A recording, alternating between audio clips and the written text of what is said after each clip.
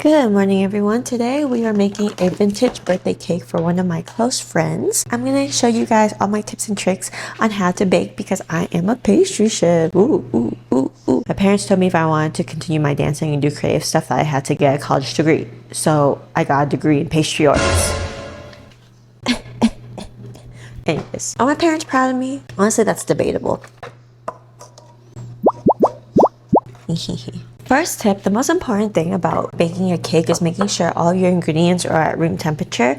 I took out all of my other ingredients over here, but I forgot to take out the egg. So I'm gonna let the egg sit in warm water while I prep all the other ingredients. And then the second tip is to clean as you go. So after you're done with something, put it away immediately. So when you're done baking, your area is nice and clean and you don't have to worry about it. I have to make cake flour. I only have all-purpose flour, so I'm going to make a substitute by adding cornstarch and flour together. The difference between AP flour and cake flour is the protein content. Ooh, I just punched myself with this bowl. AP flour has more protein than cake flour. It goes cake flour, pastry flour, AP flour, bread flour. Let me do some math right now. For every 110 grams of AP flour, I need 16 grams of cornstarch, and then I need 336 grams in total. 293 grams. And I need 42 grams of cornstarch. Then we have to sift this 2 times in order for it to be usable. Giant sieve, just pass this through.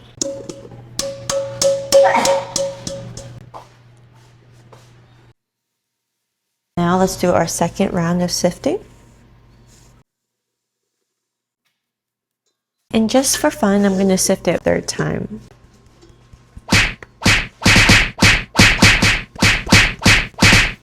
So cake flour is done. Let's continue on with the recipe. Okay, so we got some baking soda, and you see that little lip? You want to level out your measurements. That way you make sure it's all accurate. This is why I usually measure things in grams. But the recipe I'm using today is American, so a lot of things are in tablespoons. We just measured out baking soda, baking powder, and milk powder. Most recipes use a creaming method, which is where you add the butter and sugar together. However, I'm adding my butter into my flour mixture as a way to coat the flour in an oil. That way when we add our liquids later, there's going to be a oil barrier between the flour and the liquids. That way gluten can't form that much, causing a softer and lighter cake. A culinary pet peeve of mine. This recipe telling me 6 tablespoons of vegetable oil instead of just telling me the gram measurements when everything else is in gram measurements. Measure out 6 tablespoons of vegetable oil. Was that 6? I hope that was 6. That's around 80 grams. I don't know why they couldn't just tell us 80 grams. We are going to pour in the rest of our fats. So we're going to pour this oil into the butter and flour mixture. I'm going to stop it and scrape down the sides. We are going to mix the rest of our wet ingredients into this bowl. This vanilla cake recipe is actually very interesting. It asks for sour cream, which will help retain some moisture and fluffiness of the cake. I tend to avoid making vanilla cake from scratch because I can always taste the flour because there's not enough flavor to mask the taste of flour for me. So to combat this, I decided to use whole vanilla bean pods, and I'm just splitting them in half and scraping out the seeds inside. And then with the leftover pod, I'm going to put them into my homemade vanilla extract bottle. That way, the vodka in the bottle can extract more vanilla flavor. This is a great way to reuse vanilla bean pods. After combining my liquids with my flour mixture, I'm going to beat up an egg and slowly drizzle that in while the mixer is mixing. I'm going to scrape that down to make sure everything is evenly combined, and we're ready to put it into cake pans. I'm using 3 6-inch cake pans with detachable bottoms, so I'm not going to grease anything because I'll be able to run a knife around the edges and just pop them up later on.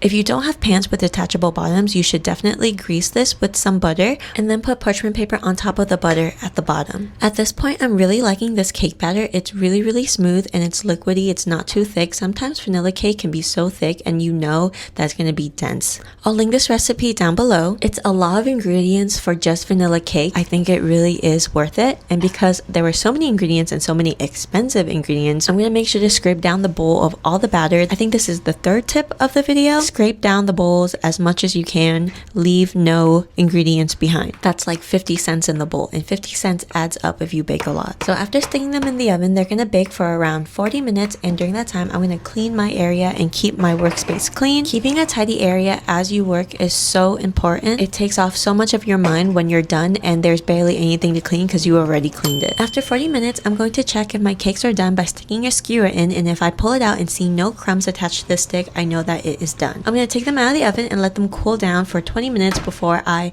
take a knife, run it around the edges, and lift them from their pans. We're supposed to let the cakes cool in the pan for like 20 minutes. It's kind of been around that time. And I'm going to score around the edges and take them out of the tray so they don't overcook in the residual heat. Oh. Ciao. Ooh, this crumb looks really good though. Okay, this is really good. I usually hate vanilla cake, especially when I make it myself because I can always taste the raw flour. But this is good. Ooh. I need to let it fully cool though because I can taste the flours a little bit. So we'll just leave this out and come back in like 20 minutes. Bro. Okay. Okay guys, it's time to make our frosting while the cake cools down. Today we're gonna make a Swiss meringue buttercream, but I think it's just too sweet. So I'm gonna like mix in some whipped cream and we'll just see what happens. We're gonna put some sugar into some egg whites. And then we're going to heat it up on a double boiler until all the sugar granule dissolves. So we're making a meringue. Now we're just gonna whip it up. So these are stiff peaks, chow. And you know it's ready because I can turn the bowl over my head and it won't fall out. So from here, I'm gonna add in my butter. Use the blade to just chop up the butter a little bit. And then let's give that a mix. We want to scrape down the bowl. I'm gonna put in a whole vanilla pod just because I feel fancy and I need to use these up. Splash of vanilla cream as well. We're gonna switch onto the paddle attachment to make the buttercream extra smooth for piping. Once again, I'm scraping down the sides of my bowl to make sure everything is combined evenly. And now that it's all nice and fluffy, I'm going to whip up some whipped cream to combine with our buttercream to create a mixture that's lighter and fluffier. This is my first time using the Whole Foods brand whipped cream, and guys, it sucked. I've never had whipped cream take so long to whip up before. I was mixing it for like 8 minutes and then I went in by hand because I was like, why is it not whipping up? And when it was whipping up, it wasn't really staying that dense, not dense, but like it wasn't holding its whip. Whenever you're making whipped cream, it's also good to finish it off by hand because 9 times out of 10, you're going to over whip it and then you're going to make butter. Combining the two mixtures did make the buttercream crack and curdle, but that is expected because the whipped cream is a lot colder than our buttercream. But there's no need to worry. All we need to do is just keep mixing it and it eventually will come together and come to room temperature. If it's taking way too long, you can add in more butter, or you can take a little bit of the finished cream, pop it in the microwave, and just put it back into the bowl, and that will bring the temperature down a lot quicker as well. This is actually the technique you want to do anyways when you want to prepare frosting to frost a cake, because you want the frosting to be really smooth, almost too melted. That way you can get the smoothest finish on your cake. I really liked how this experiment buttercream turned out. It was a lot fluffier and a lot nicer to eat than a regular Swiss meringue buttercream. The extra whipped cream just adds a mellowness that I really enjoy. As I prepare the frosting for the cake, I'm going to try to beat out as much air bubbles as possible, and I'm going to do that by running my spatula around the side of the bowl. Now it's time to fill our cakes. The first thing I'm going to do is level our cakes, and I'm going to cut off the tops where the doming happens when you bake. That way everything is smooth and flat. The best way to cut a cake is with a serrated knife in a circular motion. That way you're not pushing and damaging the cake too much because it is a very delicate pastry. This cake is going to be a vanilla strawberry shortcake, so we're going to cut up some strawberries, and I'm taking some strawberry preserve and mixing it with some water to create a simple syrup. This is going to soak the inside of the cake to keep it moist. And then I'm going to put my frosting in a piping bag because I think it is the easiest to fill a cake with a piping bag instead of a spatula. To start our cake, we're going to put some frosting on the cake board and then attach the first layer of the cake on top. This is to make sure it doesn't move while we're working, and it will make working a lot easier. I'm going to pipe frosting around the edges to create a dam for our strawberry syrup, and I am going to drench that first layer with as much strawberry syrup as I can because the more syrup it has, the more moisture it's going to be.